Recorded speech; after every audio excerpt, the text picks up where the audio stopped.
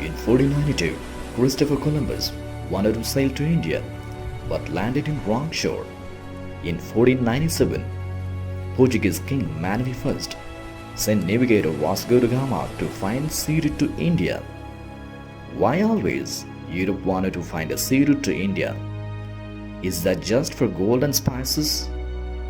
No, not just that. Then what it is? Devanga, the truth unfolded. The thing we need to remember is, 300 years ago, from then on for many thousand years, everybody in Paris, London and everywhere else in Europe and Arabia wore an Indian cloth.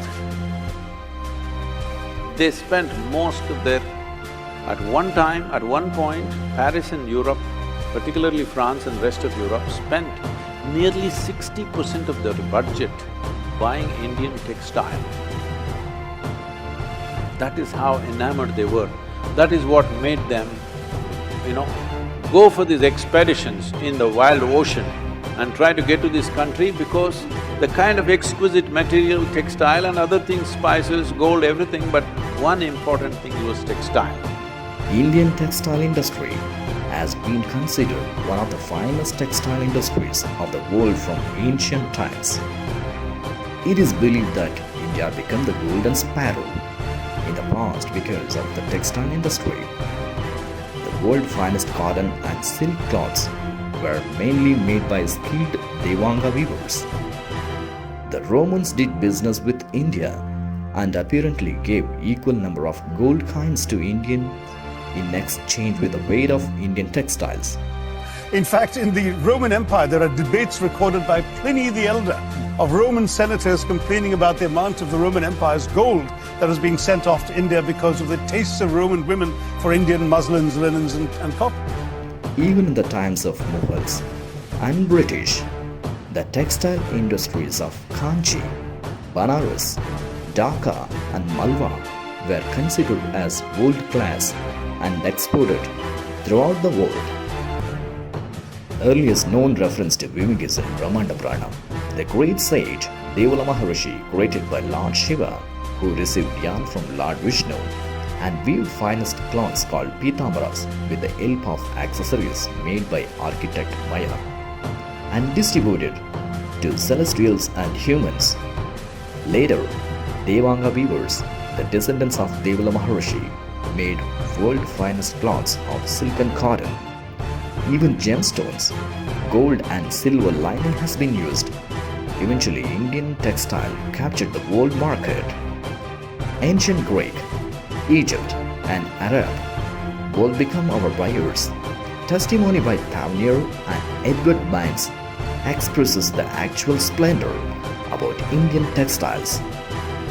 இந்தியாவுடைய பெருமை, இந்தியருடைய கீர்த்தி, நம்ம எப்படி இருந்தோம் British இங்கே வர்றதுக்கு முன்னாடி, நம்ம world லெவலில் நம்ம ட்ரேடில் எவ்வளோ ஸ்ட்ராங்காக இருந்தோம்.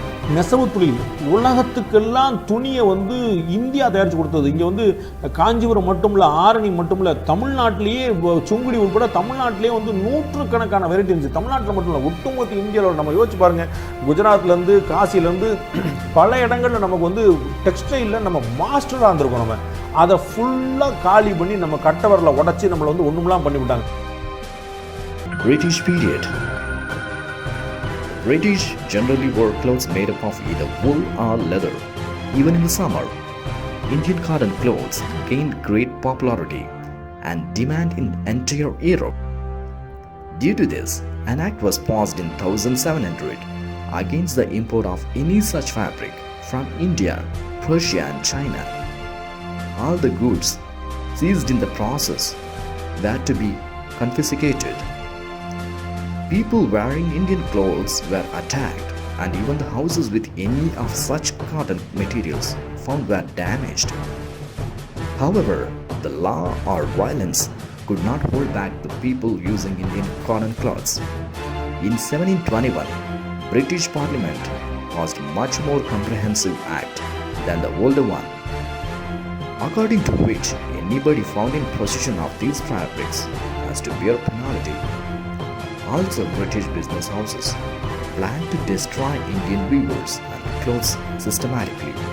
They have started thinking about making machines for this industry. The innovation of spinning mill took more than 3 decades, between 1733 to 1765. To multiply the production, they successfully created weaving machine with steel comb, replacing the alien wooden combs. At the same time, they imposed several taxes on Indian weavers to destroy indigenous textile business of India. And when they came here, one of the things that they did between 1800 to 1860, a systematic effort to destroy Indian textile capability. In the 60 years, the Indian export of textiles came down by 94% because they made it a law that you can only sell it to East India Company, and they taxed it some 300–400 times and made it not marketable out there, and they took the raw material and did their own Manchester. Imposition of taxes, banning of Indian textiles in other markets, and physically abuse of Indian weavers by British caused the death of Indian small-scale textile industries. The systematic destruction by British reduced the Indian textile export by 90% within 60 years of time. Between 1800 to 1860, millions of Devangas died because of starvation. In 1860, one of the Governor-Generals makes a comment. He says, "The fields of India are bleached by the bones of hand weavers, because in that season, nearly 4 million people died because their livelihood was taken away." Devanga community became the main prey for British in destroying the Indian textile. The community lost their craft, land, wealth and families, started finding safest place in the form of migration. In the name of free trade, the British came in and destroyed the free trade that had made India a leading exporter of textiles. The British soldiers smashed the looms so people couldn't practice their craft. They imposed punitive duties and taxes on the export of Indian textiles while lifting duties on the import of British cloth, and they achieved a captive market at the point of a gun. This is not exactly free trade, as you can imagine. Cities like Murshidabad and Dhaka in the subcontinent were depopulated. In one notorious incident, weavers had their thumbs cut off, so when the looms were repaired, they couldn't weave again. Textiles were systematically destroyed as an industry by the British. Due to poverty and lack of education, their origin, history and the pride about the craft were forgotten. For centuries in migrated land made them localites in dialects, rituals and practices. Now greatly the connection between the community with different languages is no more.